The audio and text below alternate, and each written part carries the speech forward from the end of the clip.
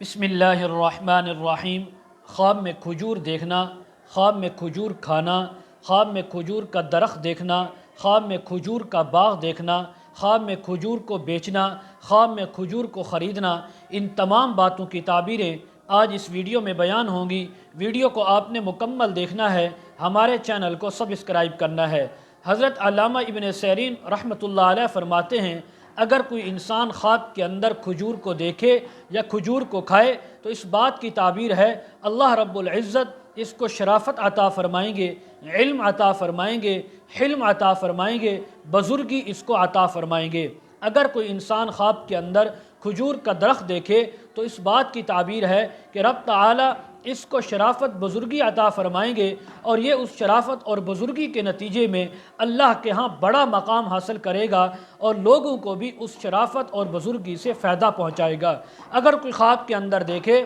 کہ کھجور کا درخت اس کے گھر کے اندر موجود ہے تو فرمایا اس بات کی تعبیر ہے کہ یہ انسان خواب دیکھنے والا مرد ہے یا عورت کسی بڑے مالدار کا بہت قریبی ہوگا، اس کے ساتھ اس کی دوستی ہوگی، اس کا تعلق بنے گا اور اس مالدار سے اس کو مالی فائدہ پہنچے گا، رب تعالیٰ اس کو رزق حلال وسیع عطا فرمائیں گے۔ اگر کوئی انسان کھجور کا باغ دیکھے یا کھجور کے درخت کو کھجور کے باغوں میں سے دیکھے کہ وہ باغ کے اندر موجود ہے تو فرمایا اس بات کی تعبیر ہے کہ جو صاحب باغ ہے اس کے لیے بہت اچھی تعبیر ہے، اللہ اس کو رزق حلال، عزت، دانائی عطا فرمائیں گے۔ خواب دیکھنے والے انسان کو بھی رب تعالی علم عطا فرمائیں گے، دانائی عطا فرمائیں گے۔ اگر کوئی خواب کے اندر دیکھے کہ وہ کھجوریں خریدتا ہے تو فرمایا وہ اپنے مال کے بدلے میں اللہ کی رضا کے لیے علم حاصل کرے گا، دانائی اور حکمت حاصل کرے گا۔ اگر کوئی خواب کے اندر کھجوریں بیچتا ہے تو فرمایا اس بات کی تعبیر ہے